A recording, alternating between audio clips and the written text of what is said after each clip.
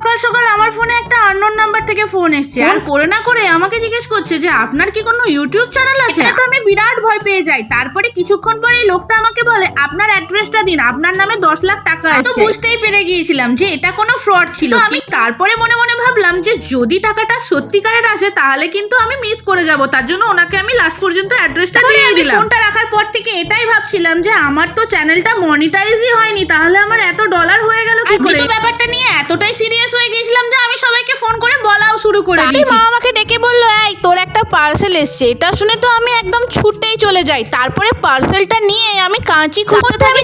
যাদেরকে ফোন করেছিলাম তারাও আমার বাড়ি চলে এসেছে, আর এ চক্করে আমি তো কোথাও কাঁচিই খুঁজে পাচ্ছি না। তারপরে অবশেষে আমি কাঁচি খুঁজে পাওয়ার পর যখনই পার্সেলটা খুললাম, আমার মুখে এক গ্লাস জল ঢেলে বলছে, এই তুই কতক্ষণ ঘুমাবি রে? ঘুমিয়ে ঘুমিয়ে কি স্বপ্ন দেখছিলি নাকি? মনটা ভেঙে একদম টুকরো টুকরো হয়ে গেল। কি আর করা যাবে, আমি তারপরে লেগে গেলাম আমার ভিডিও বানাতে। আর ভিডিও বানিয়ে আজকে এত সুন্দর একটা রেসিপি আবিষ্কার করেছি, কি আর বলবো। খেতে তো দারুণ হয়েছিল। তোমরা অবশ্যই একবার ট্রাই করো। ভিডিওটা ভালো লাগলে অবশ্যই লাইক শেয়ার সাবস্ক্রাইব করতে বলো না। টাটা।